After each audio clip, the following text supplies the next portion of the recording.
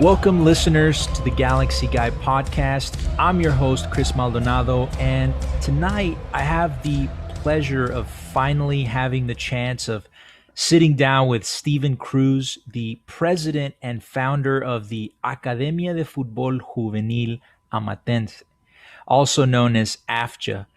Mr. Cruz, I know that you're currently very, very far away, but I want to say welcome to the show. How are you doing tonight? Chris, thank you so much for having me on. I am just over 3,000 miles away from Los Angeles right now, coming to you live specifically from Santa Tecla, La Libertad in El Salvador. I have to say, Steve, I'm really glad we finally had a chance to sit down to actually do this interview because God knows we tried a few nights ago and we were unsuccessful in establishing wireless connection because of the location that you were in. And I understand you were in a very rural village of El Salvador. Thankfully, you're in a better location now. We have better Wi-Fi. But what was that like, man? Being out there in the countryside. It's a challenge that we encounter every time we do the work. I'm coming to you from a city where there's Wi-Fi connection. CONCACAF Champions League is in the background here, and everything is pretty much like you're in a city anywhere in the world. But AFJA focuses on kind of marginalized communities in the country, rural areas of the country, like you said, like a village or a community out there. So Wi-Fi is really hard to come by, let alone cable and all that good stuff. Oh no, man! I believe me, I know what the countryside in El Salvador is like, and it's rough. You sometimes don't even get cell phone reception out there, much less Wi-Fi. But for the few people out there who might be watching this and might not be entirely sure what AFJA is, what the function is, the overall mission, what can you tell them, Stephen, about the organization? I think the Galaxy community has done such an awesome job of taking us in and really helping us spread the message that I know that there's going to be a lot of people that have heard this already.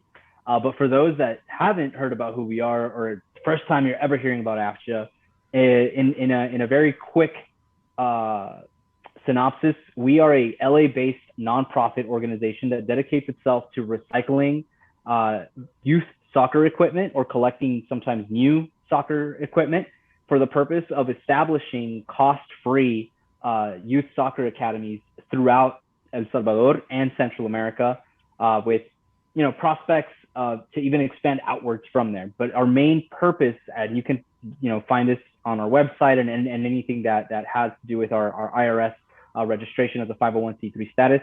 That is it. We are dedicating ourselves to bridging the access to the power of play for youth, girls and boys in marginalized communities around the world. Hopefully, as time goes by, this thing grows the way we want it to, and more kids get to play the game. Absolutely. And at the moment, the primary concern, the area of concentration is Central America, right? El Salvador, Guatemala. You guys have plans to expand further in Central America to these areas that really do need it the most. Is that right? Yeah, absolutely. I think the reason that we picked Central America is that's where our heritage stems from. Our board is made up of predominantly people from Central America and Mexico, and who have that connection to their roots, that understand the power of this game in just having these kids not only grow on the field as soccer players, but grow as people and use the game as a vehicle for social change. Right. That's really powerful, man, because I can't think of a better way than to do that than through soccer. Because I mean, I don't need to say it, but if there's any Latino Americanos out there listening to this, they know how big soccer is in our communities. And I really, it's like the perfect marriage, right? I do understand that this whole thing got kind of started with you having the desire of bringing some used soccer equipment to your mom's hometown in El Salvador. Is that right? To her home village, and then it kind of snowballed from there, and it became what it is now. What was that first? What were those first steps like, man? What was that like? You know, for me, it's something that me and my family and friends have been doing since we were kids. For me, like I can count on my hands how many times I actually went to summer camp in the U.S. You know, like a YMCA camp or something like that. My mom really wanted me and my siblings and everybody to not lose touch with our heritage and our roots, and really understand how big of a deal it was for her and for everybody to have this privilege to grow up in LA, or to grow up in a place that had more resources and access overall. At the very foundation of all of this is just access to the very basic things. So from a very early age, uh, as as long as I can remember, I've gone to El Salvador. The first trip I took was 6 months.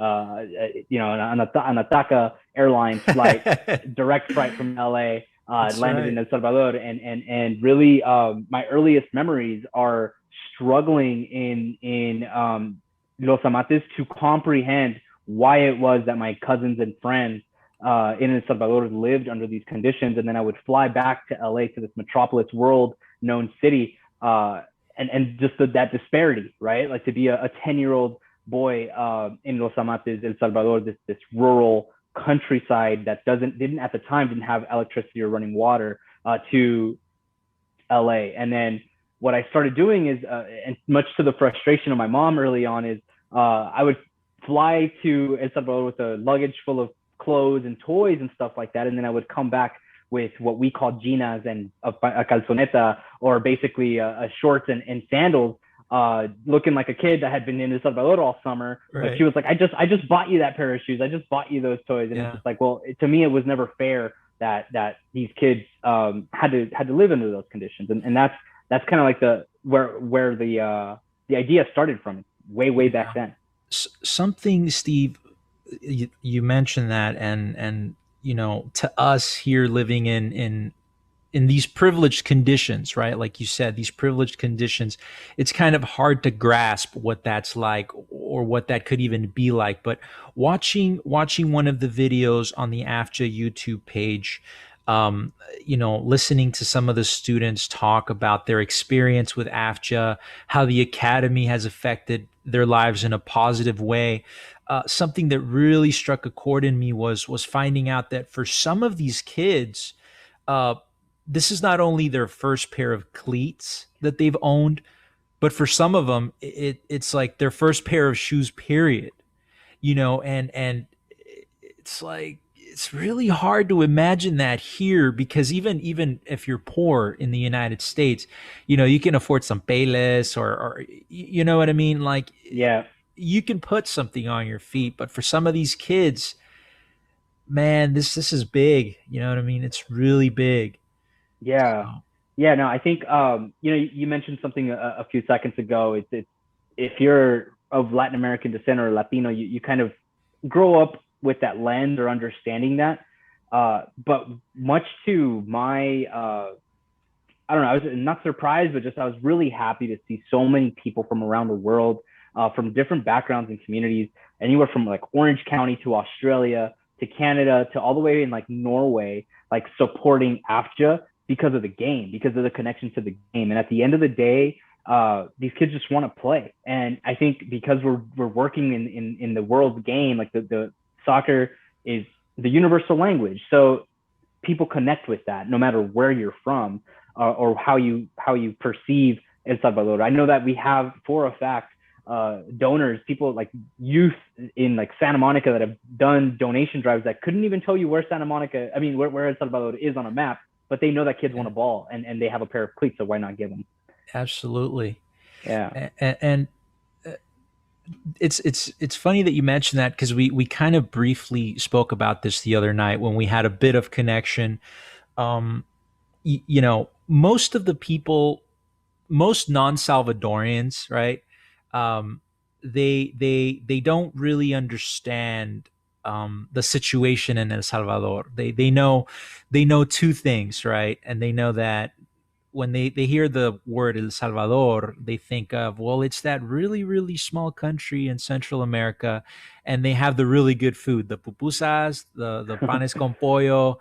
And hey, isn't that also the place where like that really dangerous gang comes from, right?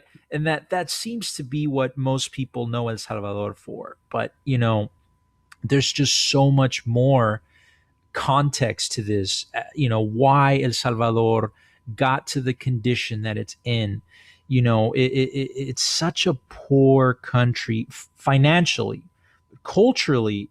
It's such a rich country with so much history. And unfortunately, a lot of that history is the reason why El Salvador is in the condition that it's in. It went through one of the bloodiest civil wars in human history per capita, right? Because it's such a small population, and yet there was tens of thousands of people that died. I know that's part of my story and what my family experienced. We migrated to the United States, escaping that conflict. There's been earthquakes, and there's been conflicts, and it's just the gangs. It's like our people are so resilient, but they really are struggling, especially the kids, because I have family members that relay this to me. In El Salvador, there really aren't many options when you're a kid and you're poor. It's either you're poor and you just suck it up and live with it, or you join a gang. It's like even schooling is kind of limited. There's really few options for them. So really, it's very amazing that you guys are you're bringing this third option into the picture, which is, hey, you know what, you can join this academy and play some soccer, do something productive in your off time, right? So there's just so much more to know about El Right. Salvador. Yeah. No, I think part of the reason I think so many fans of the Galaxy or supporters of the Galaxy come from Central American heritage or Salvadoran heritage specifically. Let's focus on El Salvador. We haven't had a Salvadoran player pretty as prominence goes, like Cienfuegos, since the '96 to the 2000 era. We haven't had one. But if you look at the stands, if you look at away games, it makes up a good chunk of the people in the stands, the people of the Salvadoran community. And why is that? And I think I have an idea of why that is. I think because of the things you just mentioned, when people think of El Salvador, that we're watered down or pigeonholed into these segments of just this bleak outlook into this part of the world.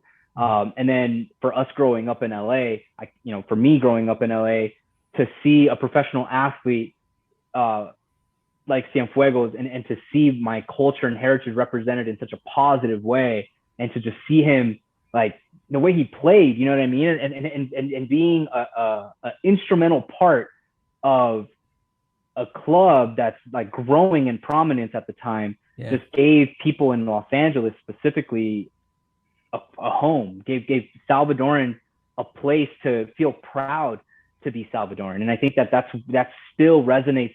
It's across generations. There's now young Salvadoran American Galaxy fans that weren't alive in '96, but they're Galaxy fans because their dad, their grandpa, their mom, in my case, were Right. in the stands at the Rose Bowl. Yeah. So it's finding positive representation where there is none.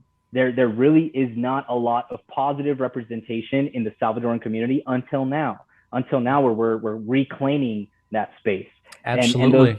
yeah. So those realities are still in place today, like you said. It's really important to have that representation, and I'm glad the LA Galaxy for the most part has done a really good job at recognizing the Salvadorian fans, Central American fans in general. I mean, Cienfuegos wasn't the only Central America superstar that's played for the Galaxy. We had guys like El Pescadito Ruiz, who's a legend. But soccer, to me, and I know it's not just me, it's to most people, right? It's something that's so sacred, and some people out there might already know my own personal story. I was born in El Salvador, late 80s. My family came here in 95, dirt poor. Me and my brothers, all we had was soccer. And then we find out in 1996 there's a team in our home, in our area that's coming. There's this new league. uh, we get excited, and then we find out Cienfuegos is one of the star players. It was just That was it. We were sold right then and there, Galaxy fans. Yeah. And I know that's not a unique story to me. Like you Hmm. said, it's Central Americans just gravitated to that. Salvadorians just gravitated to that. And hey, now we even have a Central American night, right? Yeah. Heritage night. Yeah, I think, like you said, the Galaxy from the jump recognized that there was a population of Central Americans here. The first two championships, the first two MLS Cups that Galaxy was able to lift were thanks to two Chapines, right? Two Guatemalan players, Pando Ramirez on the second one and Pescadito Ruiz on the first one. Not to mention other Central American player contributions like Jaime Pinedo and Ari Lassiter most recently, or Marcelo Sarvis. Like the list continues, goes on and on and on. For us now in 2021, we find ourselves in a unique place to be able to reclaim that history, right? Like take it back. Like, yes, the Beckham and Robbie Keane years were dope. Landon Donovan years were awesome, but let's not forget like where we started and who were the fans in the stand then and who they are now. Who's still out there part of ACB Riot Squad. Like it's a lot of people from this heritage that are still connected to the team because of how the team recognized that community in LA. Absolutely, man. And I couldn't be more proud of that, to be honest with you. Like, I couldn't be more proud of our people. And our people truly are resilient, man. They truly are resilient.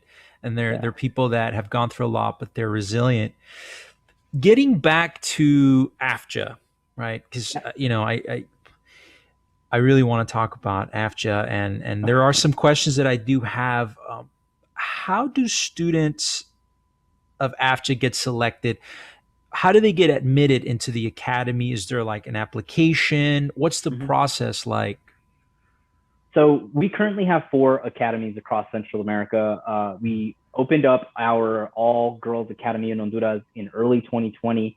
We all know how that went with regards to the year. But that resilience that you mentioned really shines through when we see that academy still is going, and it just had like they only had their opening practice once, and then everything went into shutdown, into lockdown. So how we select kids in El Salvador in the first 2 academies, it's open application for all the categories that we have, and it's age categories starting from 5 years old all the way up to 20 years old for boys, and then 25 years old for young women and young adults.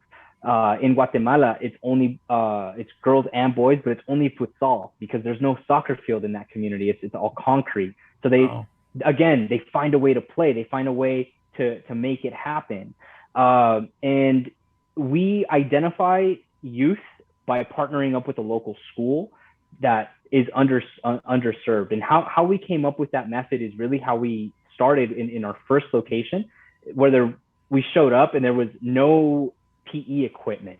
We showed up, talked to the teacher, and I said, what do you guys do for recreation? Like, what's physical education like? She's like, oh, it's a requirement for the Ministry of Education requires that we have physical education. She's like, but let me show you the equipment that we have.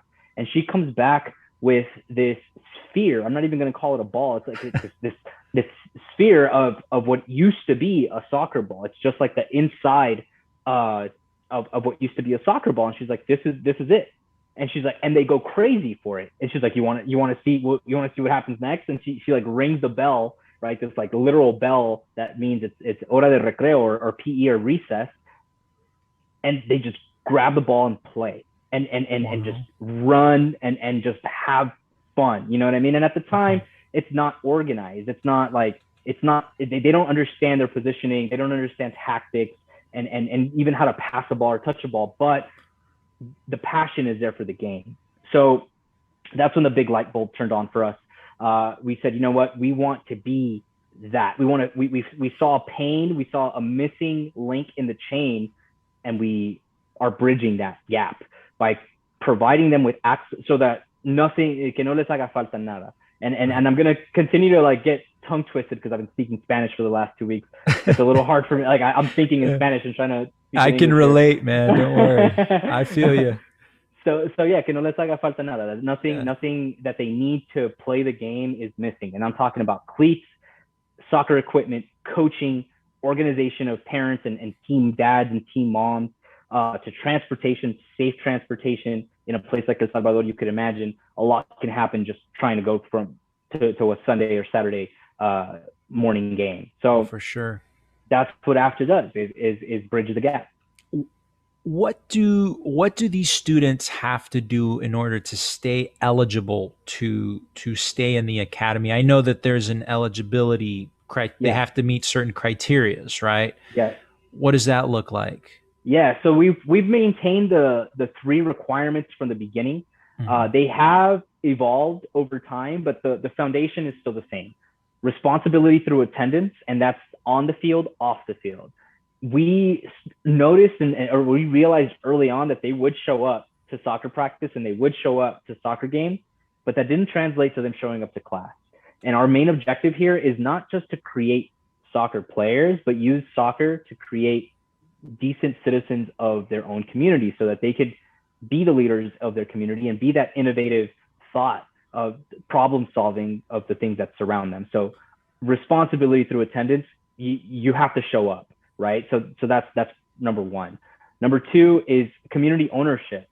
We don't tell them that they need to do a community service project. We sit them down and ask them during a practice or a team meeting, what have you seen needs to be done? And you see all these little hands pop up and say, we need to clean up this soccer field. Everybody's throwing trash down. So we're going to have a cleanup day.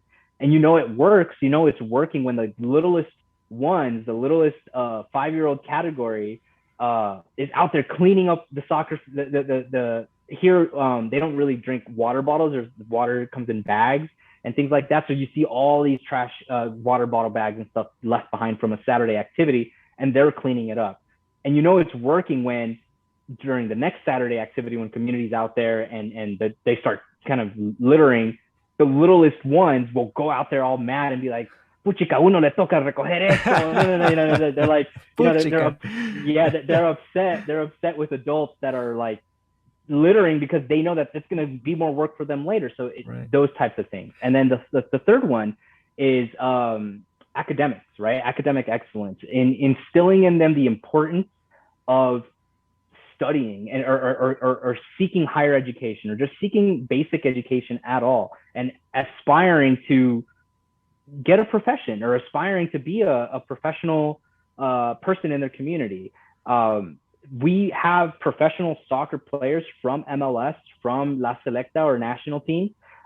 Tell them this, that, yeah, you may be a badass soccer player, but the career span of a soccer player is very short. What are you going to do after that? What do you learn a trade, learn a career, have a career, or those types of things. So again, it's using that passion and that drive that they have when they see that sphere and that sphere and it's ready for PE and they're like so ready to play, to be like, this can take you places. This can take you to LA, to the Galaxy Discovery Project. Hopefully, I'm hoping they're listening. This can take you to a World Cup, or this can hopefully take you to college. Absolutely.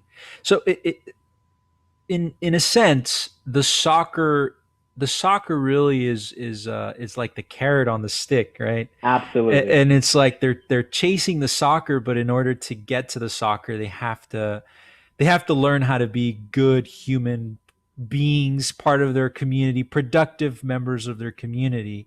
It's Yes. it's the incentive. The soccer is the incentive, but they have to earn it Absolutely. through good deeds. Yes. Oh, Yes. Those are the requirements. that's and now help me understand this, because you said you guys are also in Honduras. Yeah. So which countries exactly are you guys in? We are in Guatemala, El Salvador, and Honduras. On Honduras. Okay.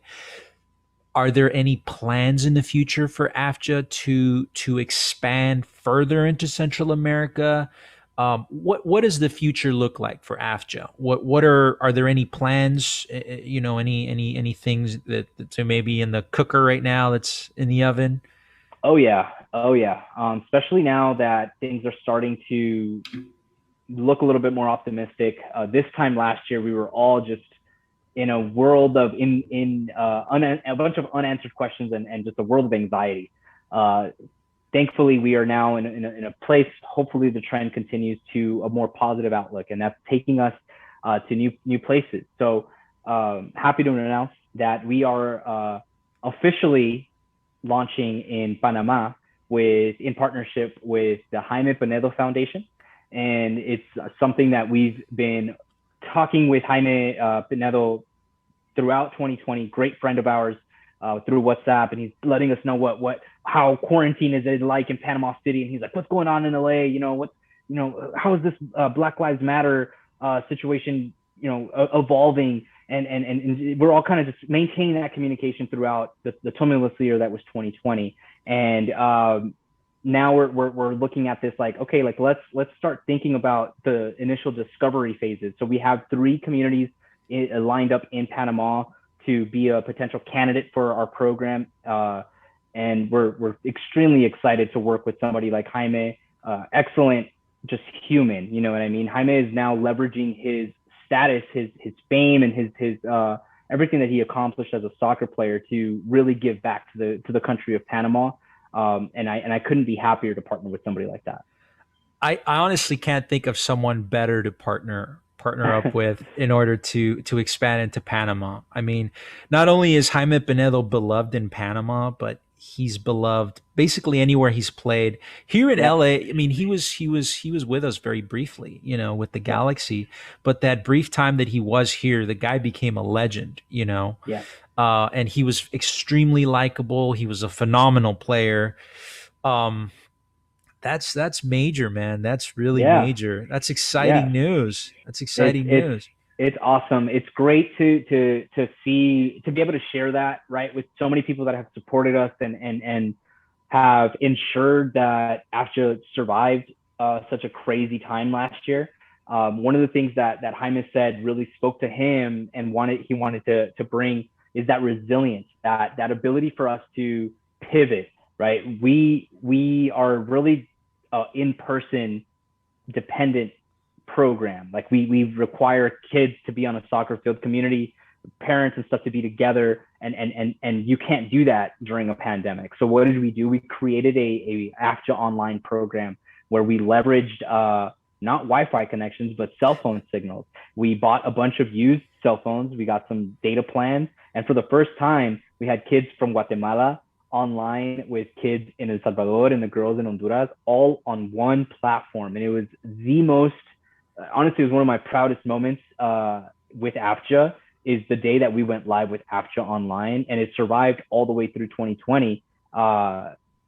It paved the way for a lot of things for us. So that resilience and that ability to pivot to the times was a reason why I think Jaime was like, okay, like you guys, like what's going to stop you? You know what I mean? Right. Yeah. No, that's big, man, and that's really exciting.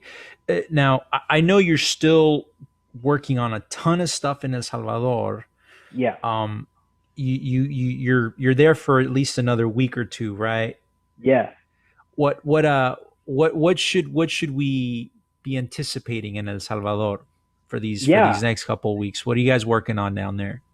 Yeah, I mean, we I just did on Sunday. We did an Easter celebration where we had Clásicos del FAS, old FAS players from Santa Ana, the team here in El Salvador, versus the parents of AFJA in one of the communities, and it was a really really fun kind of community event where we handed out our get retro give retro bags, the drawstring bags that people can purchase on our website, and for every bag that people purchase, we give a bag with a pair of cleats inside, and we started that distribution this past weekend. So that's going to continue. People can also expect a follow up on the scholarship distributions that we did back in December. We distributed, I believe, over 30 scholarships, ranging between $200 to $300 per participant to cover those incidental costs like transportation to and from school, or in some cases, remote learning, access to the basic things like that. So AFJA's really just tried to bridge the gap in every way possible in that sense.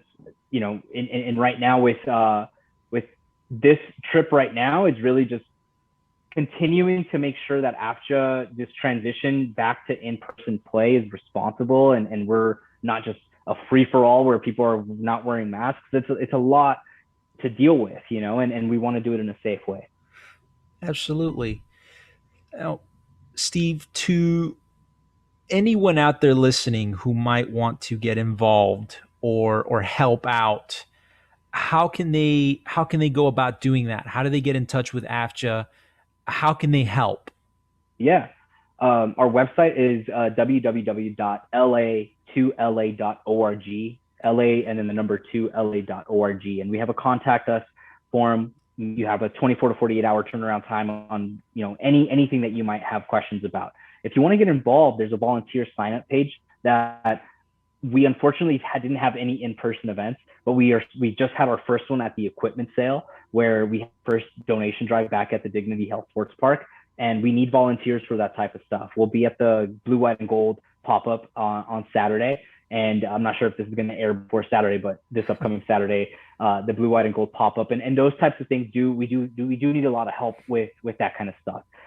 Locally, we have people that organize donation drives at parks or with their youth team, or if they play semi-pro or just Sundays at goals or something like that, they'll be like, hey, like me and the guys, me and the team, me and the girls want to get together and donate cleats or whatever. So there's so many ways to support AFJA.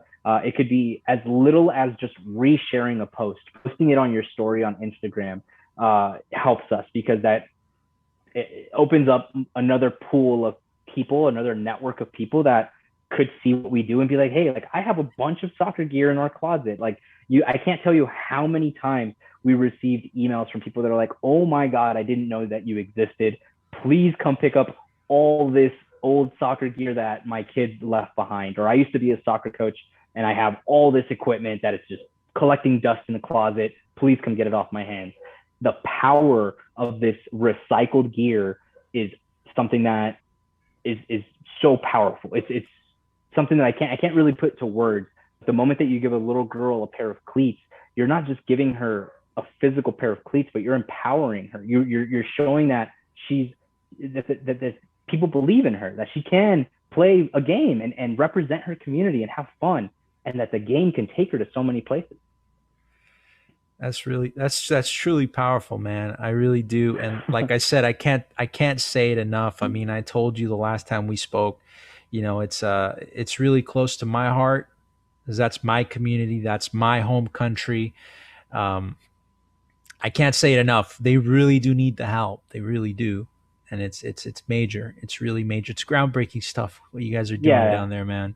I do have to give it back though to the Galaxy community. I have to always keep it real. It's not that I'm a diehard Galaxy fan, but it's just so telling.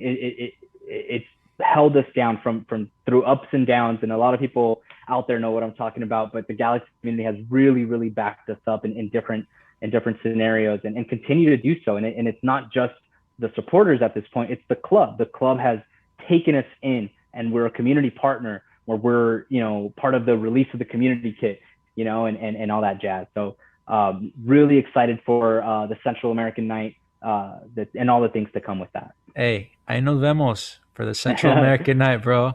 We have to see each Absolutely. other there, man, for sure. But hey, listen, Steve, I know it's kind of late in El Salvador right now. There's a time difference there. I know you're staying extremely busy down there. All the work you're doing, you have left to do still. But really, brother, I have to say it. I can't say it enough. Speaking not only for myself, I know I speak on behalf of all Salvadorians, Galaxy fans, when I say, listen, we're truly grateful for the tremendous help you're bringing these kids all over Central America. And we'll keep cheering you on, man. And we'll keep praying for continued success, for continued growth, Panama and beyond. But I really do appreciate your time, Steve. I'm glad you came along, man. Where can Yeah. people find you on social? Yeah, people can find us at or on Instagram as at afja.es, on Twitter as just afja.es, uh, Facebook AFJA Youth Soccer Academy, website. I already put that down, and really just look for us in the stands. We're out there too. We're out there in Victoria Block and LA Riot Squad. We have tons of love for this team. I think pretty much everybody on our board is a Galaxy fan. There's a couple Portland Timber fans out there, but for the most part, it's blue, white, and gold all day for That's all, man. Eso es us. todo. So All right. really, really thankful for your time, brother. Que pases una buenas noches, and we'll definitely keep in touch. We want to see Yeah, more great things, man. absolutely. And thank you. I mean, to all the Galaxy fans that are listening and everything, just thank you so much for all the support that you provide, not to me, but to the kids of AFJA and the communities that we serve. Thank you. Right on. So Chris Maldonado here, Galaxy Guy Podcast. It was a pleasure having Steve Cruz on, president of AFJA. And we'll keep you guys we'll keep him in touch with anything that develops with AFJA. You guys have yourselves a good rest of your week. Signing off.